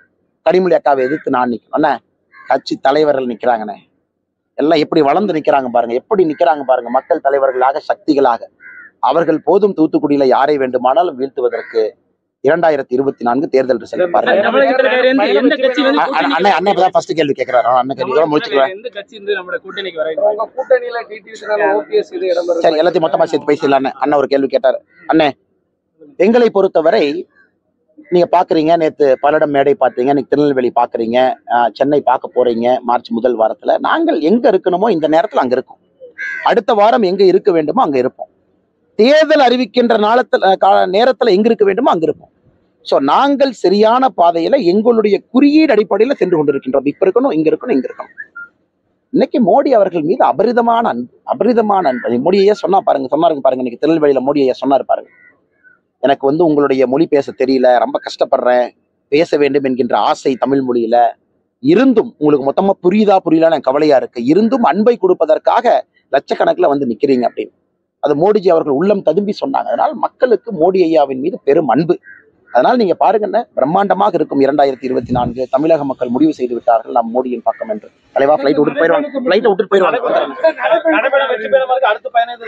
அண்ணே, நம்முடைய நண்பர்களுக்கு நன்றி தெரிவித்து நடைபயணம் இது ஒரு மிக முக்கியமான பயணம். தமிழக பாரதிய ஜனதா கட்சியினுடைய வளர்ச்சிக்கு, தமிழக மக்களுக்கு கட்சி கொடுக்கக்கூடிய நம்பிக்கை. நடைபயணம் முடிந்திருக்கிறது. அடுத்த 60 நாட்கள் மிக கடுமையாக தொண்டர்கள் வேலை செய்ய போறாங்க. அதனால எங்களுக்கு பெரிய ஒரு நம்பிக்கை. தமிழகம் இந்த முறை மோடி ஐயாவின் பக்கம் நடத்தி பார்த்துருக்கீங்களாண்ணா? பல்லடத்துல பிரம்மாண்ட கூட்டம், நைட்டு மதுரையில மீட்டிங், அடுத்த நாள் காலையில தூத்துக்குடி மீட்டிங், அடுத்த நாள் காலையில இன்னைக்கு பாரதிய ஜனதா கட்சியினுடைய சக்தி என்னன்னா, ஒரு பிரதமரை 2 நாட்கள்ல 4 இடத்துல பிரம்மாண்டமான கூட்டம் வைத்து நடத்தும் அளவுக்கு பாரதிய ஜனதா கட்சி வளர்ந்திருக்கு. அதான் எங்களுக்கு சந்தோஷங்கண்ணா. அதாவது எல்லா மாவட்டத்திலும் தனித்தன்மையாக, தூத்துக்குடி பாருங்க எவ்வளவு பெரிய ரெஸ்பான்ஸ். மோடி ஐயா 35 நிமிஷம் தாமதம், மக்கள் மோடி ஐயா அவங்ககிட்ட பேசுறாங்க, 35 மினிட்ஸ் டிலே. இங்க 20 நிமிஷம் தாமதம். டெல்லியில இருந்து அவங்களுடைய செக்ரட்டரி கூப்பிட்டு கேட்டாங்க, தாமதம் ஆயிடுச்சு, என்ன காரணம்? நான் சொன்னேன், ஐயா அங்க 35 நிமிஷம், இங்க 20 நிமிஷம், தப்பு எங்க மேல இல்ல, மக்கள் ஆர்ப்பரிக்கிறாங்க, மோடி ஐயா பேசுறாங்க, அதுக்கு எக்ஸ்ட்ரா போயிருதுன்னு. அந்த அளவுக்கு ஒரு உற்சாகம் இருக்குங்கன்னா, கட்சியும் அந்த அளவுக்கு வளர்ந்திருக்கின்றோம். ஒரே இடத்துல ஒரே நாள்ல மோடி ஐயாவை 6 இடத்திற்கு கூட்டி போவதற்கும் நாங்கள் தயார். அந்த அளவுக்கு இன்னைக்கு கட்சி வளர்ந்திருக்கு. அதனால் 2024 ஒரு சரித்திர தேர்தலா இருக்கும். நம்ம நன்றி. நடத்தி பார்த்துருக்கீங்களாண்ணா? பல்லடத்துல பிரம்மாண்ட கூட்டம், நைட்டு மதுரையில மீட்டிங், அடுத்த நாள் காலையில தூத்துக்குடி மீட்டிங், அடுத்த நாள் காலையில இன்னைக்கு பாரதிய ஜனதா கட்சியினுடைய சக்தி என்னன்னா, ஒரு பிரதமரை 2 நாட்கள்ல 4 இடத்துல பிரம்மாண்டமான கூட்டம் வைத்து நடத்தும் அளவுக்கு பாரதிய ஜனதா கட்சி வளர்ந்திருக்கு. அதான் எங்களுக்கு சந்தோஷங்கண்ணா. அதாவது எல்லா மாவட்டத்திலும் தனித்தன்மையாக, தூத்துக்குடி பாருங்க எவ்வளவு பெரிய ரெஸ்பான்ஸ். மோடி ஐயா 35 நிமிஷம் தாமதம், மக்கள் மோடி ஐயா அவங்ககிட்ட பேசுறாங்க, 35 மினிட்ஸ் டிலே. இங்க 20 நிமிஷம் தாமதம். டெல்லியில இருந்து அவங்களுடைய செக்ரட்டரி கூப்பிட்டு கேட்டாங்க, தாமதம் ஆயிடுச்சு, என்ன காரணம்? நான் சொன்னேன், ஐயா அங்க 35 நிமிஷம், இங்க 20 நிமிஷம், தப்பு எங்க மேல இல்ல, மக்கள் ஆர்ப்பரிக்கிறாங்க, மோடி ஐயா பேசுறாங்க, அதுக்கு எக்ஸ்ட்ரா போயிருதுன்னு. அந்த அளவுக்கு ஒரு உற்சாகம் இருக்குங்கன்னா, கட்சியும் அந்த அளவுக்கு வளர்ந்திருக்கின்றோம். ஒரே இடத்துல ஒரே நாள்ல மோடி ஐயாவை 6 இடத்திற்கு கூட்டி போவதற்கும் நாங்கள் தயார். அந்த அளவுக்கு இன்னைக்கு கட்சி வளர்ந்திருக்கு. அதனால் 2024 ஒரு சரித்திர தேர்தலா இருக்கும். பிரதமர் அவர்கள் ஒரு முக்கியமான விஷயத்த சொல்லியிருக்காங்க. இதுதான் இன்னைக்கு முக்கியம். தென் தமிழகத்தை நான் பார்த்து கொள்கின்றேன், எங்கிட்ட விட்டுருங்க அப்படிங்கிற வார்த்தையை பிரதமர் இன்னைக்கு சொல்லியிருக்காங்க. தென் தமிழகத்தினுடைய வளர்ச்சி என்னுடைய பொறுப்பு, மோடியினுடைய கேரண்டி, தென் தமிழகம் வளரும், இங்கிருந்து யாருமே எங்கேயும் வேலைக்கு செல்ல வேண்டாம், அந்த அளவுக்கு தென் தமிழகத்தை நான் வளர்த்தி காட்டுறேன். அவ்வளவு பெரிய சந்தோஷம் எங்களுக்கு. ஏன்னா இந்தியாவினுடைய ஒரு முக்கியமான பூமி நம்முடைய தென் தமிழகம். இன்னைக்கு திருநெல்வேலியில் கூட நம்ம சொன்னோம், செந்தமிழும் செந்நெல்லும் அப்படின்னு சொன்னாங்க ஐயா. கிட்டத்தட்ட மேடையில் நாங்கள் பட்டியலிட்டோம், எப்படிப்பட்ட சுதந்திர வீரர்கள், போராட்ட வீரர்கள், மாமன்னர்கள் இந்த மண்ணில் வாழ்ந்திருக்காங்க. அது பிரதமரை ரொம்ப ஆச்சரியப்பட்டு கேட்டாங்க. ஒரு கிராமத்துல இங்க இருக்கிறாங்க, 250-300 ஆண்டுகளாக ஆங்கிலேயர்கள் எதிர்த்து, ஈஸ்ட் இந்தியா கம்பெனி எதிர்த்து பெரிய ஒரு போராட்டம் நடத்தியவர்கள். அப்படிப்பட்ட மண்ணில் இன்னைக்கு பிரதமர் வந்து தென் தமிழகத்தினுடைய வளர்ச்சியை பத்தி பேசியிருப்பது மிக மிக சிறப்பு. குறிப்பாக தூத்துக்குடியில 17,000 கோடி ரூபாய்க்கு மேல தூத்துக்குடியினுடைய துறைமுகம், குறிப்பாக வெளியிருக்கக்கூடிய துறைமுகத்தினுடைய அந்த பகுதி, அதற்கெல்லாம் அடிக்கல் நாட்டு விழா நடந்திருக்கிறது. எல்லா அமைச்சர்களும், மத்திய அமைச்சர்கள் பங்கேற்றிருக்கின்றார்கள். மிக முக்கியமாக நம்முடைய குலசேகரப்பட்டினத்துல இந்தியாவுடைய 2nd ராக்கெட் லான்ச்சிங் ஃபெசிலிட்டி, 2வது ஏவுகணை, ராக்கெட், சேட்டலைட் இதெல்லாம் லான்ச் பண்ணக்கூடிய ஒரு தளம், அது நம்முடைய குலசேகரப்பட்டினத்திற்கு கிடைத்திருப்பது மிக மகிழ்ச்சி. காரணம், நம்முடைய தமிழகத்தை பொறுத்தவரை குறிப்பாக இந்த ராக்கெட் லான்ச்சிங்க்கு ரொம்ப ஏதுவான உகந்த இடம். புவியியல் அடிப்படையில் it's a very better place for rocket launching. இன்னைக்கு நாம் இதை பார்க்கும் பொழுது பிரதமர் அவர்கள் அடிக்கல் நாட்டி இருக்கிறனால வேகமா இந்த வேலை முடிந்து மிக வேகமாக நம்முடைய குலசேகரப்பட்டினத்திலிருந்து இந்தியாவுடைய முக்கியமான rockets, PSLV, GSLV, foreign satellites எல்லாமே வேகமா இங்கிருந்து லான்ச் ஆகும். நம்ம குழந்தைகள் அங்கே போய் பார்க்கலாம். ஸ்ரீஹரிகோட்டாவுக்கு வந்து எவ்வளவு பேருனாலும் நம்மளால போக முடியும். அதனால மிகுந்த மகிழ்ச்சி. இன்னைக்கு பிரதமரே சொன்னாங்க, திமுக என்றாலே ஸ்டிக்கர் ஒட்டுவாங்க. மத்திய அரசனுடைய பேச்சுல சொன்னாங்க பிரதமர் தூத்துக்குடியில, மத்திய அரசனுடைய திட்டங்களுக்கெல்லாம் ஸ்டிக்கர் ஒட்டுற திமுக இன்னைக்கு வந்து ஒரு சைனீஸ் ஸ்டிக்கரை கொண்டு வந்து ஒட்டி வச்சிருக்காங்க. அதுவும் வந்து திமுகவினுடைய அமைச்சர் அனிதா ராதாகிருஷ்ணன் அவர்கள், தூத்துக்குடியை சார்ந்தவர், இன்னைக்கு முழு பக்க பத்திரிகை விளம்பரம் கொடுத்துருக்காங்க. அதுல வந்து போட்டோக்கள்லாம் போட்டு பின்னாடி அந்த ராக்கெட்டை போட்டு அதுல வந்து சைனீஸ்னுடைய நேஷனல் பிளாக போட்டிருக்காங்க. நேற்று தான் பிரதமர் அவர்கள் திருவனந்தபுரத்துல 4 இந்தியர்கள் நமக்கு அறிமுகப்படுத்துறாங்க, இவங்கெல்லாம் விண்வெளிக்கு போக போறாங்க. அவ்வளவு சந்தோஷமா இருந்தோம். இதுக்கு முன்னாடி ராகேஷ் சர்மா ஐயா போயிருக்கிறாங்க, ஆனா ரஷ்யாவோட உதவியோட போயிருக்கிறாங்க. நேத்தே பிரதமர் சொன்னாங்க 2035 ஆர்பிட்ல பாத்தீங்கன்னா இந்தியன் ஸ்பேஸ் ஸ்டேஷன் இருக்கும் மேல. குறிப்பாக இந்த 4ல ஒருத்தர் வந்து மேல போவாங்க, அஸ்ட்ரோனாட் விங் கொடுத்துருக்காங்க. எவ்வளவு பெரிய நாள்! குறிப்பாக இன்னைக்கு விண்வெளியில மிகப்பெரிய ஒரு நாடாக வந்து கொண்டிருக்கக்கூடிய நேரத்துல குலசேகரப்பட்டினத்துல நமக்காக ராக்கெட் லான்ச்சிங் ஃபெசிலிட்டி கொடுத்து இன்னைக்கு இந்த அமைச்சர் சைனீஸ் பிளாக போட்டு ஆட கொடுத்திருக்காரு. இதை பிரதமரும் கண்டிச்சாங்க, நாங்களும் ஸ்டேஜ்ல கண்டிச்சோம். ஆனா அக்கா கனிமொழி அவர்கள் இந்த மாதிரி பேசி இருப்பது ஏற்புடையது அல்ல. கனிமொழி அவர்கள் பாராளுமன்றத்தில் இருக்கிறாங்க, பார்லிமெண்ட்ல இருக்கிறாங்க, ஸ்டாண்டிங் கமிட்டியில் இருக்கிறாங்க, பல விஷயங்களை பாக்குறாங்க, நேஷனல் செக்யூரிட்டி பாக்குறாங்க. அவர்கள் பத்திரிகை நண்பர்கள்ட்ட தூத்துக்குடியில வந்து இல்ல சைனா என்ன எனிமி ஸ்டேட்டா, அக்ரெசர் ஸ்டேட்டா, அவங்க என்ன பிளாக் போட்டா என்ன தப்புன்னு கேட்கறாங்க. அதனால கனிமொழி அக்காவுக்கு ஒரே ஒரு விஷயத்த சொல்ல கடமைப்பட்டிருக்கேன். கனிமொழி அக்கா அவர்களே, ஒரு விஷயம் உங்களுக்கு தெரிஞ்சிருக்கும், இருந்தாலும் தமிழக மக்களுக்கும் இதன் மூலமாக தெளிவுபடுத்துகின்றோம். இந்தியாவினுடைய முதல் ராக்கெட் லான்ச்சிங் ஃபெசிலிட்டியே தமிழ்நாட்டுக்கு தான் வந்துச்சு.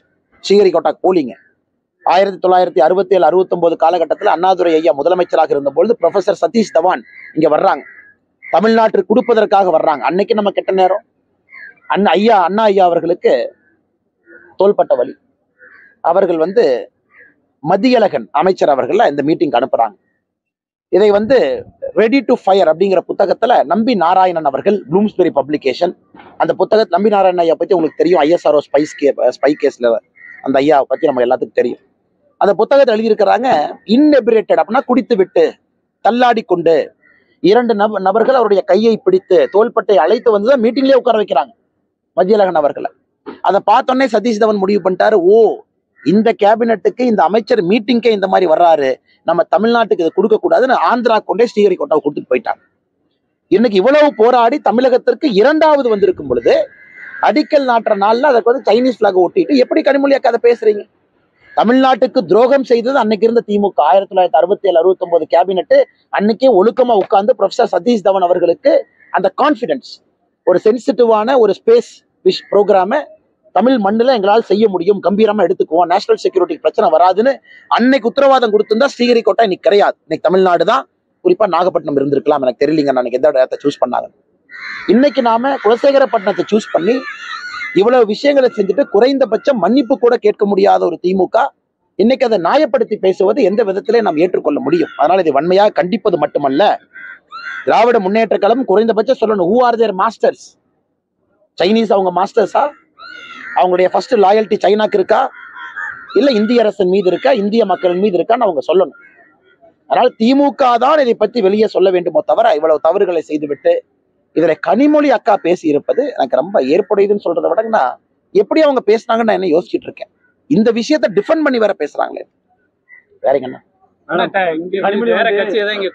வந்து பாராளுமன்ற தேர்தல் வர்றதுனால பிரதமர் வந்து சில திட்டங்களை அறிவிச்சிருக்காரு, ஆனா இது வரைக்கும் தமிழகத்துக்கு எதுவுமே செய்யல அப்படிங்கிற ஒரு குற்றச்சாட்டு. அவங்க பழைய காங்கிரஸ் ஆட்சி மாதிரி நினைச்சுக்கிறாங்க. 10 ஆண்டுகளா எதுவுமே செய்யாம மக்களுடைய வரிப்பணத்தை கொள்ளையடித்ததிலே கவனம் செலுத்திய திமுக கிட்டத்தட்ட 12 லட்சம் கோடி ரூபாய் காங்கிரஸினுடைய 10 ஆண்டு கால ஆட்சியிலே ஊழல் நடந்திருக்கு. 2004 to 14 2G கேஸ் உட்பட எல்லாம் சேர்த்து 12 லட்சம் கோடி ரூபாய்.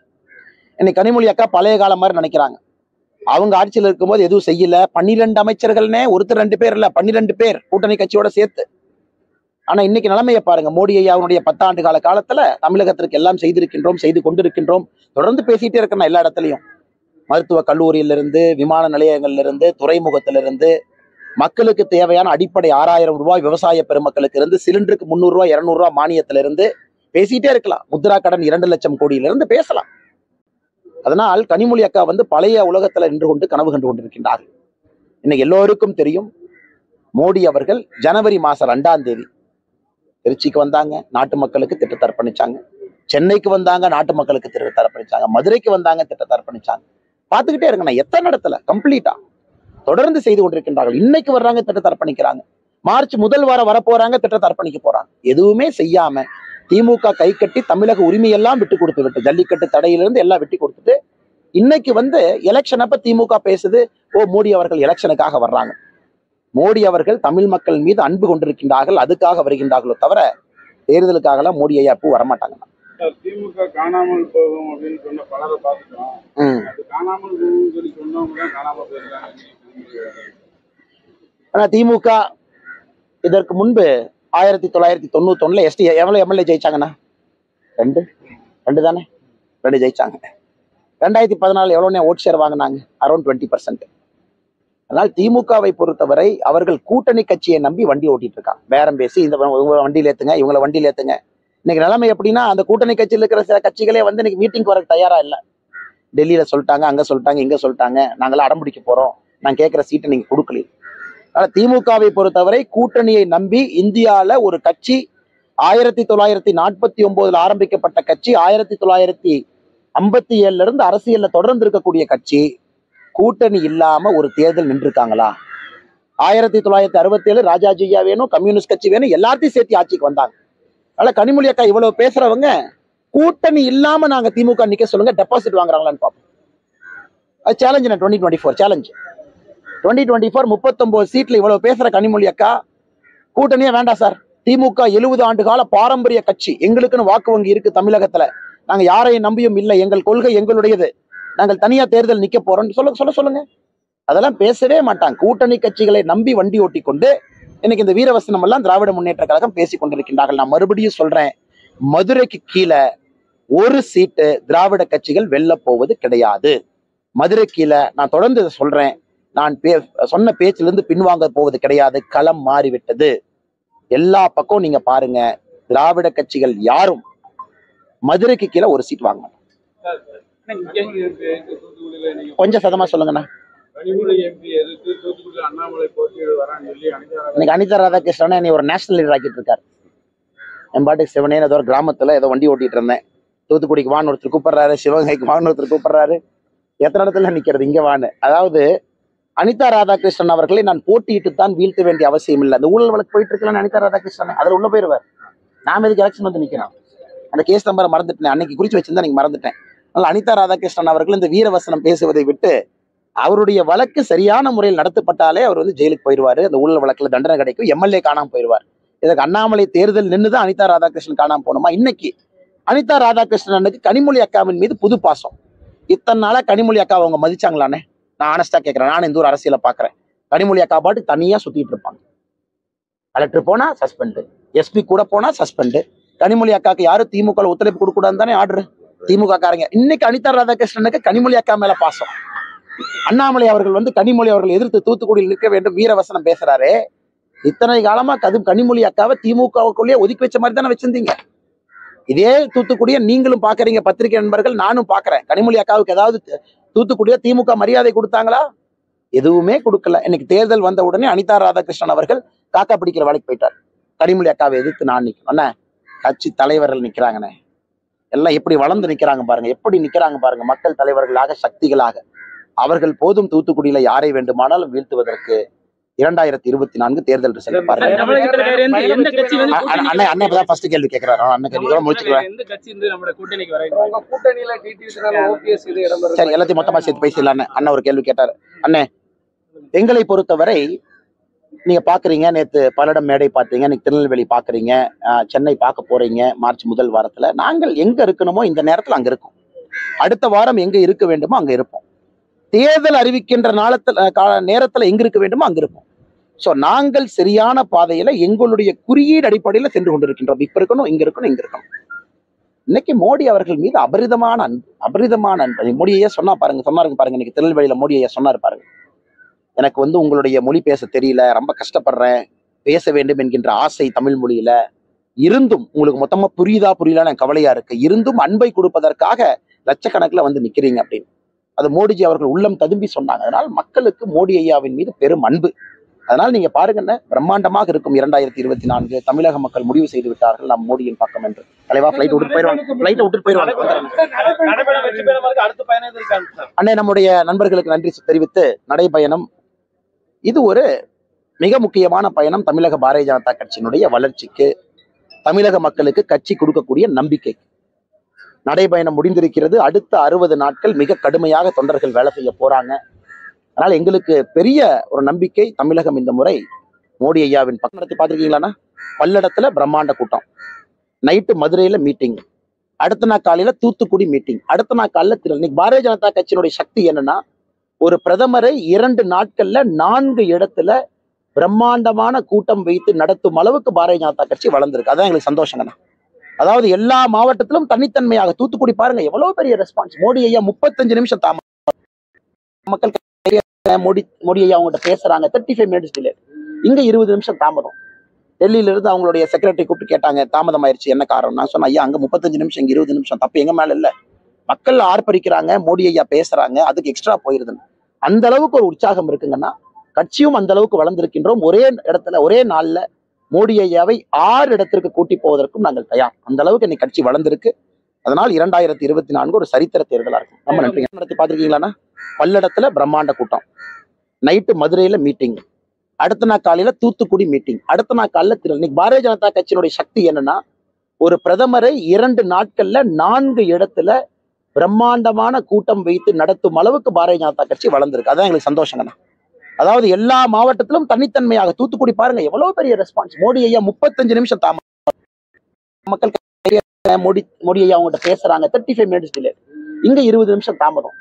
டெல்லியில இருந்து அவங்களுடைய செக்ரட்டரி கூப்பிட்டு கேட்டாங்க, தாமதம் ஆயிடுச்சு என்ன காரணம்? நான் சொன்னேன், ஐயா அங்க 35 நிமிஷம், இங்க 20 நிமிஷம், தப்பு எங்க மேல இல்ல. மக்கள் ஆர்ப்பரிக்கிறாங்க, மோடி ஐயா பேசுறாங்க, அதுக்கு எக்ஸ்ட்ரா போயிருதுன்னு. அந்த அளவுக்கு ஒரு உற்சாகம் இருக்குங்கன்னா, கட்சியும் அந்த அளவுக்கு வளர்ந்திருக்கின்றோம். ஒரே இடத்துல ஒரே நாள்ல மோடி ஐயாவை 6 இடத்திற்கு கூட்டி போவதற்கும் நாங்கள் தயார். அந்த அளவுக்கு இன்னைக்கு கட்சி வளர்ந்திருக்கு. அதனால் 2024 ஒரு சரித்திர தேர்தலா இருக்கும். பிரதமர் அவர்கள் ஒரு முக்கியமான விஷயத்த சொல்லியிருக்காங்க. இதுதான் இன்னைக்கு முக்கியம்.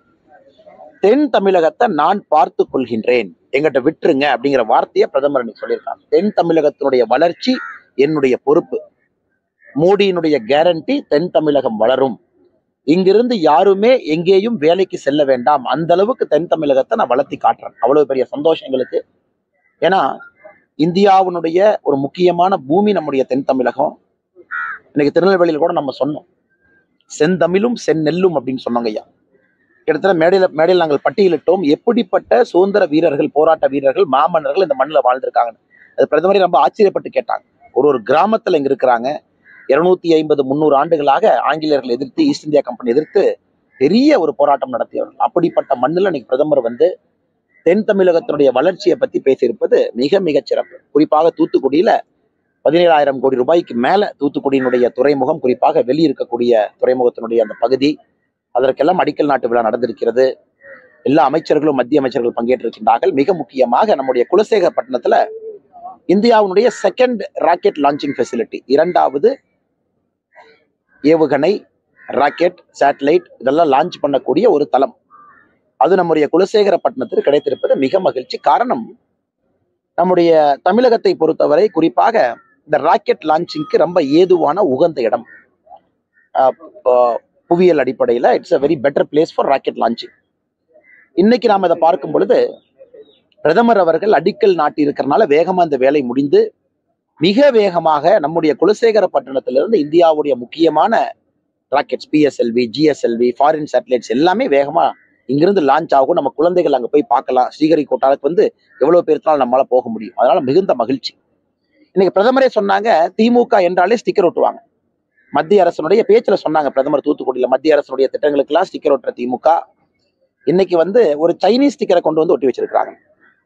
அதுவும் வந்து திமுகவினுடைய அமைச்சர் அனிதா ராதாகிருஷ்ணன் அவர்கள், தூத்துக்குடியை சார்ந்தவர், இன்னைக்கு முழு பக்க பத்திரிகை விளம்பரம் கொடுத்திருக்கிறாங்க. அதுல வந்து போட்டோக்கள்லாம் போட்டு பின்னாடி அந்த ராக்கெட்டை போட்டு அதுல வந்து சைனீஸ்னுடைய நேஷனல் பிளாக போட்டிருக்காங்க. நேற்று தான் பிரதமர் அவர்கள் திருவனந்தபுரத்துல 4 இந்தியர்கள் நமக்கு அறிமுகப்படுத்துறாங்க, இவங்க எல்லாம் விண்வெளிக்கு போக போறாங்க. அவ்வளவு சந்தோஷமா இருந்தோம். இதுக்கு முன்னாடி ராகேஷ் சர்மா ஐயா போயிருக்கிறாங்க, ஆனா ரஷ்யாவோட உதவியோட போயிருக்கிறாங்க. நேத்தே பிரதமர் சொன்னாங்க 2035 ஆர்பிட்ல பாத்தீங்கன்னா இந்தியன் ஸ்பேஸ் ஸ்டேஷன் இருக்கும் மேல. குறிப்பாக இந்த 4ல் ஒருத்தர் வந்து மேல போவாங்க, அஸ்ட்ரோனாட் விங் கொடுத்துருக்காங்க. எவ்வளவு பெரிய நாள். குறிப்பாக இன்னைக்கு விண்வெளியில மிகப்பெரிய ஒரு நாடாக வந்து கொண்டிருக்கக்கூடிய நேரத்துல குலசேகரப்பட்டினத்துல நமக்காக ராக்கெட் லான்ச்சிங் ஃபெசிலிட்டி கொடுத்து இன்னைக்கு இந்த அமைச்சர் சைனீஸ் பிளாக போட்டு ஆட கொடுத்திருக்காரு. இதை பிரதமரும் கண்டிச்சாங்க, நாங்களும் ஸ்டேஜ்ல கண்டிச்சோம். ஆனா அக்கா கனிமொழி அவர்கள் இந்த மாதிரி பேசி இருப்பது ஏற்புடையது அல்ல. கனிமொழி அவர்கள் பாராளுமன்றத்தில் இருக்கிறாங்க, பார்லிமெண்ட்ல இருக்கிறாங்க, ஸ்டாண்டிங் கமிட்டியில் இருக்கிறாங்க, பல விஷயங்களை பாக்குறாங்க, நேஷனல் செக்யூரிட்டி பாக்குறாங்க. அவர்கள் பத்திரிகை நண்பர்கள்ட்ட தூத்துக்குடியில வந்து இல்ல சைனா என்ன எனிமி ஸ்டேட்டா, அக்ரெசர் ஸ்டேட்டா, அவங்க என்ன பிளாக் போட்டா என்ன தப்புன்னு கேட்கறாங்க. அதனால கனிமொழி அக்காவுக்கு ஒரே ஒரு விஷயத்த சொல்ல கடமைப்பட்டிருக்கேன். கனிமொழி அக்கா அவர்களே, ஒரு விஷயம் உங்களுக்கு தெரிஞ்சிருக்கும், இருந்தாலும் தமிழக மக்களுக்கும் இதன் மூலமாக தெளிவுபடுத்துகின்றோம். இந்தியாவினுடைய முதல் ராக்கெட் லான்ச்சிங் ஃபெசிலிட்டியே தமிழ்நாட்டுக்கு தான் வந்துச்சு. ஸ்ரீஹரிகோட்டா போலிங்க 1967 69 காலகட்டத்தில் அண்ணாதுரை ஐயா முதலமைச்சராக இருந்த பொழுது ப்ரொஃபசர் சதீஷ் தவான் இங்க வர்றாங்க, தமிழ்நாட்டிற்கு கொடுப்பதற்காக வர்றாங்க. அன்னைக்கு நம்ம கெட்ட நேரம். அண்ணா ஐயா அவர்களுக்கு தோள்பட்ட வலி. அவர்கள் மத்தியழகன் அமைச்சர் அவர்கள் இந்த மீட்டிங் அனுப்புறாங்க. இதை ரெடி டு ஃபயர் அப்படிங்கிற புத்தகத்துல நம்பி நாராயணன் அவர்கள், ப்ளூம்ஸ்பெரி பப்ளிகேஷன், அந்த புத்தகத்தை நம்பி நாராயணன் ஐயா பத்தி உங்களுக்கு தெரியும், ISRO ஸ்பை கேஸ்ல அந்த ஐயா பத்தி நம்ம எல்லாத்துக்கும் தெரியும். அந்த புத்தகத்தை எழுதியிருக்கிறாங்க, இன்எபிரேட்டட் அப்படின்னா குடித்து விட்டு தள்ளாடி கொண்டு 2 நபர்கள் அவருடைய கையை பிடித்து தோள்பட்டை அழைத்து வந்துதான் மீட்டிங்லேயே உட்கார வைக்கிறாங்க மத்தியழகன் அவர்களை. அதை பார்த்தோன்னே சதீஷ் தவன் முடிவு பண்ணிட்டாரு, ஓ இந்த கேபினெட்டுக்கு இந்த அமைச்சர் மீட்டிங்கே இந்த மாதிரி வர்றாரு, நம்ம தமிழ்நாட்டுக்கு இதை கொடுக்க கூடாதுன்னு ஆந்திரா கொண்டே ஸ்ரீஹரிகோட்டாவை கொடுத்துட்டு போயிட்டாங்க. இன்னைக்கு இவ்வளவு போராடி தமிழகத்திற்கு 2வது வந்திருக்கும் பொழுது அடிக்கல் நாட்டுற நாள்ல அதற்கு சைனீஸ் பிளாக் ஒட்டிட்டு எப்படி கனிமொழி அக்கா அதை பேசுறீங்க? தமிழ்நாட்டுக்கு துரோகம் செய்தது அன்னைக்கு இருந்த திமுக. 1967 69 கேபினெட் அன்னைக்கே ஒழுக்கமா உட்கார்ந்து ப்ரொஃபசர் சதீஷ் தவன் அவர்களுக்கு அந்த கான்பிடன்ஸ், ஒரு சென்சிட்டிவான ஒரு ஸ்பேஸ் ப்ரோக்ராம தமிழ் மண்ணில் எங்களால் செய்ய முடியும், கம்பீரமா எடுத்துக்குவோம், நேஷனல் செக்யூரிட்டி பிரச்சனை வராதுன்னு அன்னைக்கு உத்தரவாதம் கொடுத்திருந்தா ஸ்ரீஹரிகோட்டா இன்னைக்கு கிடையாது. இன்னைக்கு தமிழ்நாடு தான், குறிப்பா நாகப்பட்டினம் இருந்திருக்கலாம், எனக்கு தெரியலங்க நான் எந்த இடத்தை சூஸ் பண்ணாங்க. இன்னைக்கு நாம குலசேகரப்பட்டினத்தை சூஸ் பண்ணி இவ்வளவு விஷயங்களை செஞ்சுட்டு குறைந்தபட்சம் மன்னிப்பு கூட கேட்க முடியாத ஒரு திமுக இன்னைக்கு அதை நியாயப்படுத்தி பேசுவது எந்த விதத்திலே நாம் ஏற்றுக்கொள்ள முடியும்? அதனால இதை வன்மையாக கண்டிப்பது மட்டுமல்ல, திராவிட முன்னேற்ற கழகம் குறைந்தபட்சம் சொல்லணும், who are their masters? Chinese அவங்க மாஸ்டர்ஸா? அவங்களுடைய ஃபர்ஸ்ட் லாயல்ட்டி சைனாக்கு இருக்கா, இல்ல இந்திய அரசின் மீது இருக்கா, இந்திய மக்களின் மீது இருக்கான்னு அவங்க சொல்லணும். அதனால திமுக தான் இதை பற்றி வெளியே சொல்ல வேண்டுமோ தவிர இவ்வளவு தவறுகளை செய்துவிட்டு இதுல கனிமொழி அக்கா பேசி இருப்பது எனக்கு ரொம்ப ஏற்புடையதுன்னு சொல்றதை விடங்கன்னா, எப்படி அவங்க பேசினாங்கன்னு நான் என்ன யோசிச்சுட்டு இருக்கேன். இந்த விஷயத்த டிஃபெண்ட் பண்ணி வேற பேசுறாங்களே, வேறங்கண்ணா. பாராளுமன்ற தேர்தல் வர்றதுனால பிரதமர் சில திட்டங்களை அறிவிச்சிருக்காரு, ஆனா இது வரைக்கும் தமிழகத்துக்கு எதுவுமே செய்யல அப்படிங்கிற ஒரு குற்றச்சாட்டு. அவங்க பழைய காங்கிரஸ் ஆட்சி மாதிரி நினைச்சுக்கிறாங்க. 10 ஆண்டுகளா எதுவுமே செய்யாம மக்களுடைய வரிப்பணத்தை கொள்ளையடித்ததிலே கவனம் செலுத்திய திமுக கிட்டத்தட்ட 12 லட்சம் கோடி ரூபாய் காங்கிரஸினுடைய 10 ஆண்டு கால ஆட்சியிலே ஊழல் நடந்திருக்கு. 2004 to 14 2G கேஸ் உட்பட எல்லாம் சேர்த்து 12 லட்சம் கோடி ரூபாய். இன்னைக்கு கனிமொழி அக்கா பழைய காலம் மாதிரி நினைக்கிறாங்க. அவங்க ஆட்சியில் இருக்கும்போது எதுவும் செய்யல, 12 அமைச்சர்கள்னே ஒருத்தர் 2 பேர் இல்ல, 12 பேர் கூட்டணி கட்சியோட சேர்த்து. ஆனா இன்னைக்கு நிலைமையை பாருங்க, மோடி ஐயாவுடைய 10 ஆண்டு கால காலத்துல தமிழகத்திற்கு எல்லாம் செய்திருக்கின்றோம், செய்து கொண்டிருக்கின்றோம், தொடர்ந்து பேசிட்டே இருக்கணும். எல்லா இடத்துலையும் மருத்துவ கல்லூரியிலிருந்து, விமான நிலையங்களிலிருந்து, துறைமுகத்திலிருந்து, மக்களுக்கு தேவையான அடிப்படை 6000 ரூபாய் விவசாய பெருமக்களுக்கு இருந்து, சிலிண்டருக்கு 300 ரூபாய் 200 ரூபாய் மானியத்திலிருந்து பேசிட்டே இருக்கலாம். முத்ரா கடன் 2 லட்சம் கோடியிலிருந்து பேசலாம். அதனால் கனிமொழி அக்கா பழைய உலகத்துல நின்று கொண்டு கனவு கண்டு கொண்டிருக்கின்றார்கள். இன்னைக்கு எல்லோருக்கும் தெரியும், மோடி அவர்கள் ஜனவரி மாசம் 2ஆம் தேதி திருச்சிக்கு வந்தாங்க, நாட்டு மக்களுக்கு திட்டத்தை அர்ப்பணிச்சாங்க. சென்னைக்கு வந்தாங்க, நாட்டு மக்களுக்கு திட்டத்தை அர்ப்பணிச்சாங்க. மதுரைக்கு வந்தாங்க, திட்டத்தை அர்ப்பணிச்சாங்க. பார்த்துக்கிட்டே இருக்கணும், எத்தனை இடத்துல கம்ப்ளீட்டா தொடர்ந்து செய்து கொண்டிருக்கின்றார்கள். இன்னைக்கு வர்றாங்க, திட்டத்தை அர்ப்பணிக்கிறாங்க. மார்ச் முதல் வாரம் வரப்போறாங்க, திட்டத்தை அர்ப்பணிக்க போறாங்க. எதுவுமே செய்யாம திமுக கை கட்டி தமிழக உரிமையெல்லாம் விட்டு கொடுத்து விட்டு, ஜல்லிக்கட்டு தடையிலிருந்து எல்லாம் விட்டு கொடுத்துட்டு இன்னைக்கு எலெக்ஷன் அப்ப திமுக பேசுது, ஓ மோடி அவர்கள் எலெக்ஷனுக்காக வர்றாங்க. மோடி அவர்கள் தமிழ் மக்கள் மீது அன்பு கொண்டிருக்கின்றார்கள், அதுக்காக வருகின்றார்களோ தவிர தேர்தலுக்காக எல்லாம் மோடி ஐயா பூ வரமாட்டாங்க. திமுக காணாமல் போகும் அப்படின்னு சொன்ன பலரை பார்த்துட்டோம். அது காணாமல் போகும் சொல்லி சொன்னவங்க தான் காணாமல் போயிருக்காங்க. ஆனா திமுக இதற்கு முன்பு 1991 எஸ்டி எவ்வளவு எம்எல்ஏ ஜெயிச்சாங்கண்ணா? 2 தானே, 2 ஜெயிச்சாங்க. 2014 எவ்வளவு ஓட் ஷேர் வாங்கினாங்க? அரௌண்ட் 20%.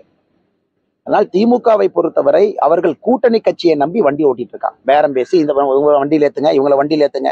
இன்னைக்கு நிலைமை எப்படின்னா, அந்த கூட்டணி கட்சியில் இருக்கிற சில கட்சிகளே இன்னைக்கு மீட்டிங் வர தயாரா இல்லை. டெல்லியில சொல்லிட்டாங்க, அங்க சொல்லிட்டாங்க, இங்க சொல்லிட்டாங்க, நாங்களாம் அடம்பிடிக்க போறோம், நான் கேட்கிற சீட்டை நீங்க கொடுக்கல. அதனால திமுகவை பொறுத்தவரை கூட்டணியை நம்பி இந்தியால ஒரு கட்சி 1949 ஆரம்பிக்கப்பட்ட கட்சி 1957 இருந்து அரசியல்ல தொடர்ந்து இருக்கக்கூடிய கட்சி கூட்டணி இல்லாம ஒரு தேர்தல் நின்றுருக்காங்களா? 1967 ராஜாஜியா வேணும், கம்யூனிஸ்ட் கட்சி வேணும், எல்லாத்தையும் சேர்த்து ஆட்சிக்கு வந்தாங்க. அதனால கனிமொழி அக்கா இவ்வளவு பேசுறவங்க கூட்டணி இல்லாம நாங்க திமுக நிக்க சொல்லுங்க, டெபாசிட் வாங்குறாங்களான்னு பார்ப்போம். அது சேலஞ்சு. 2024 சேலஞ்சு.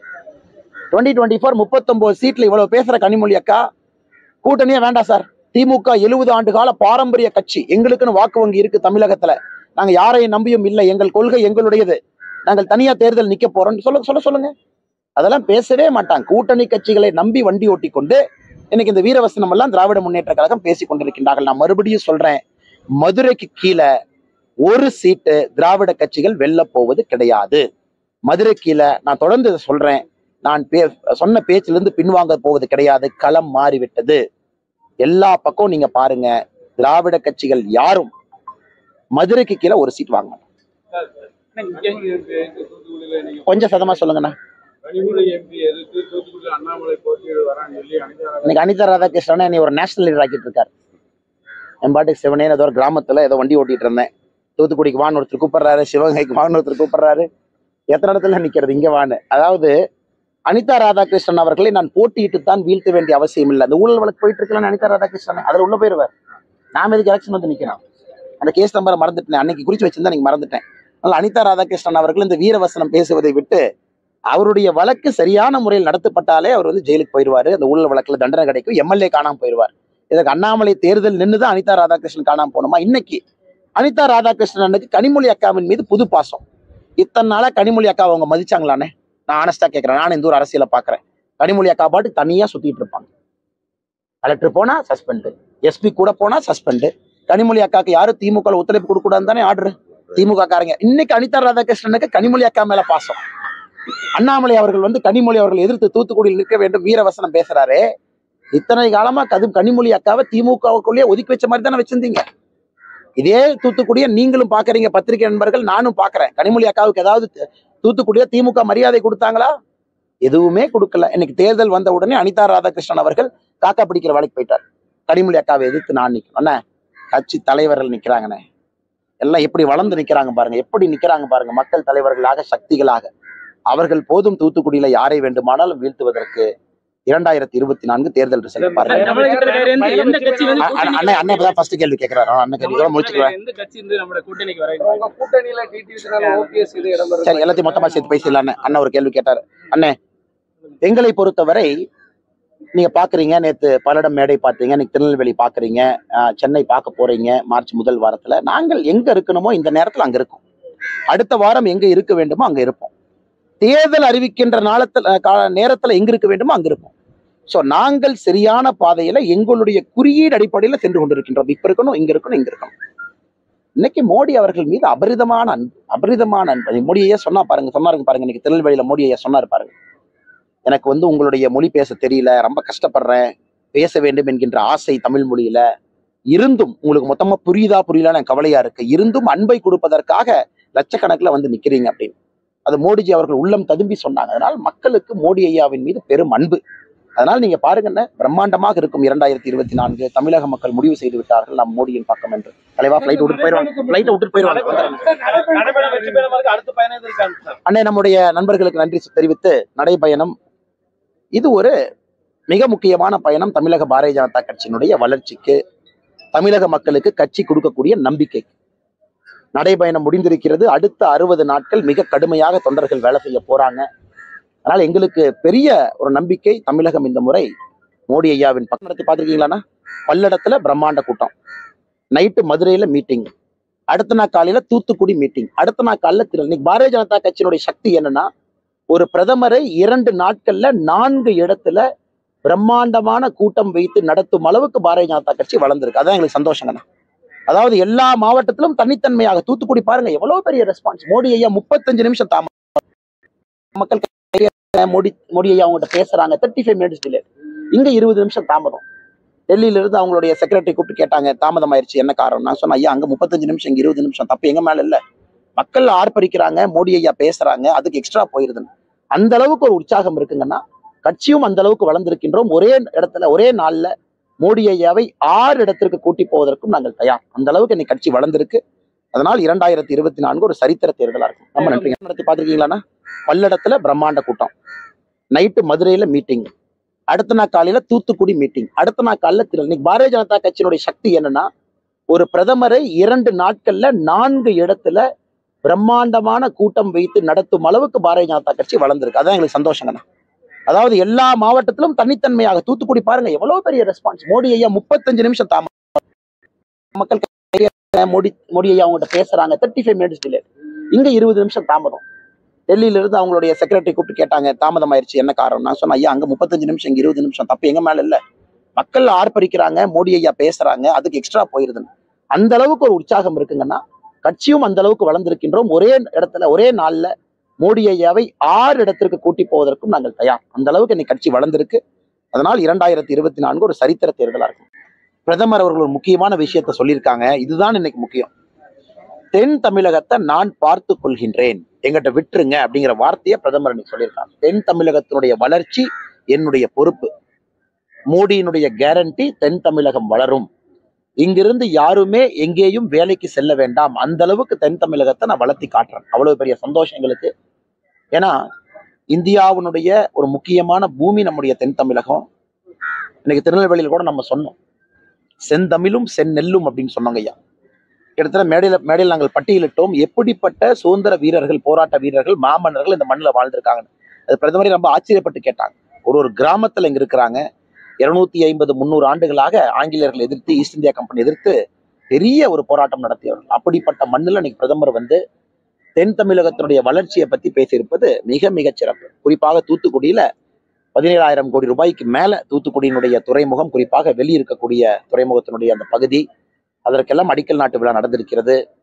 எல்லா அமைச்சர்களும், மத்திய அமைச்சர்கள் பங்கேற்றிருக்கின்றார்கள். மிக முக்கியமாக நம்முடைய குலசேகரப்பட்டினத்துல இந்தியாவுடைய செகண்ட் ராக்கெட் லான்ச்சிங் ஃபெசிலிட்டி, 2வது ஏவுகணை, ராக்கெட், சேட்டலைட் இதெல்லாம் லான்ச் பண்ணக்கூடிய ஒரு தளம், அது நம்முடைய குலசேகரப்பட்டினத்திற்கு கிடைத்திருப்பது மிக மகிழ்ச்சி. காரணம், நம்முடைய தமிழகத்தை பொறுத்தவரை குறிப்பாக இந்த ராக்கெட் லான்ச்சிங்க்கு ரொம்ப ஏதுவான உகந்த இடம். புவியியல் அடிப்படையில் it's a very better place for rocket launching. இன்னைக்கு நாம் இதை பார்க்கும் பொழுது பிரதமர் அவர்கள் அடிக்கல் நாட்டி இருக்கிறனால வேகமா இந்த வேலை முடிந்து மிக வேகமாக நம்முடைய குலசேகரப்பட்டினத்திலிருந்து இந்தியாவுடைய முக்கியமான rockets, PSLV, GSLV, foreign satellites எல்லாமே வேகமா இங்கிருந்து லான்ச் ஆகும். நம்ம குழந்தைகள் அங்க போய் பார்க்கலாம். ஸ்ரீஹரிகோட்டாவுக்கு வந்து எவ்வளவு பேருனாலும் நம்மளால போக முடியும். அதனால மிகுந்த மகிழ்ச்சி. இன்னைக்கு பிரதமரே சொன்னாங்க, திமுக என்றாலே ஸ்டிக்கர் ஒட்டுவாங்க. மத்திய அரசனுடைய பேச்சுல சொன்னாங்க பிரதமர் தூத்துக்குடியில, மத்திய அரசனுடைய திட்டங்களுக்கெல்லாம் ஸ்டிக்கர் ஒட்டுற திமுக இன்னைக்கு வந்து ஒரு சைனீஸ் ஸ்டிக்கரை கொண்டு வந்து ஒட்டி வச்சிருக்காங்க. அதுவும் வந்து திமுகவினுடைய அமைச்சர் அனிதா ராதாகிருஷ்ணன் அவர்கள், தூத்துக்குடியை சார்ந்தவர், இன்னைக்கு முழு பக்க பத்திரிகை விளம்பரம் கொடுத்திருக்கிறாங்க. அதுல வந்து போட்டோக்கள்லாம் போட்டு பின்னாடி அந்த ராக்கெட்டை போட்டு அதுல வந்து சைனீஸ்னுடைய நேஷனல் பிளாக போட்டிருக்காங்க.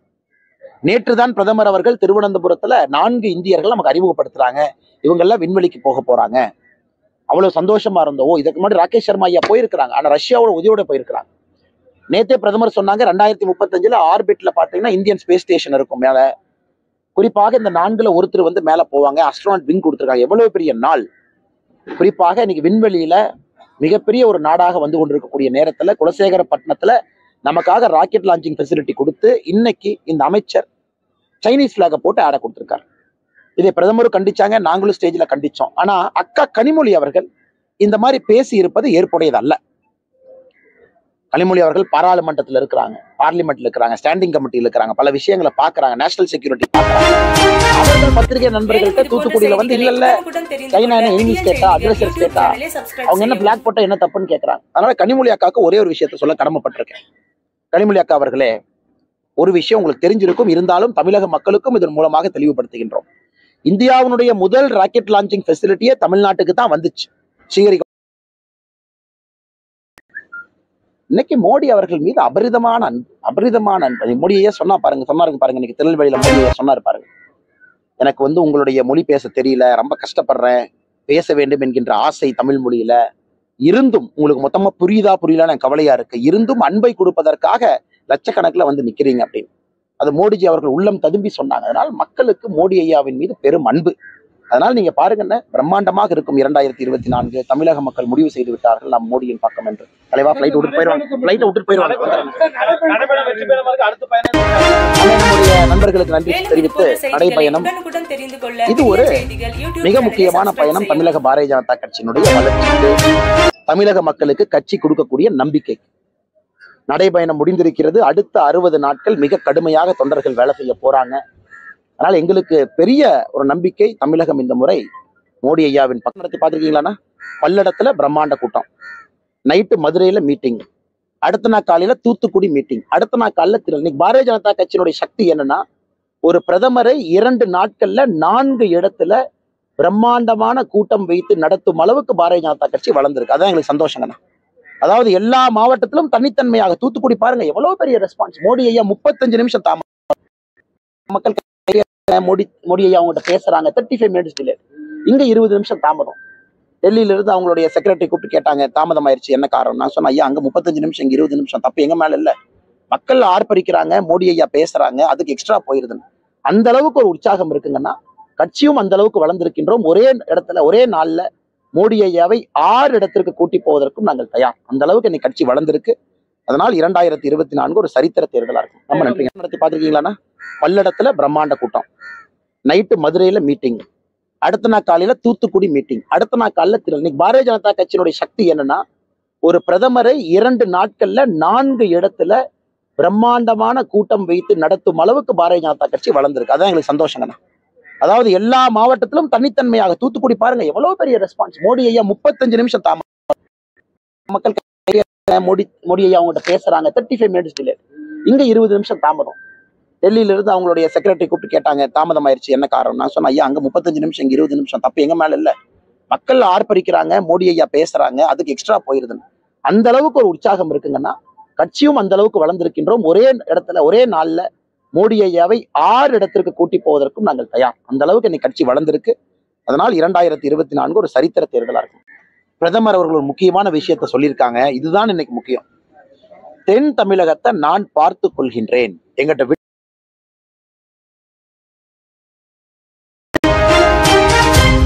மேலும் இது போன்ற செய்திகளை உடனுக்குடன் தெரிந்து கொள்ள விடியல் செய்திகள் யூடியூப் சேனலை சப்ஸ்கிரைப் செய்யவும்.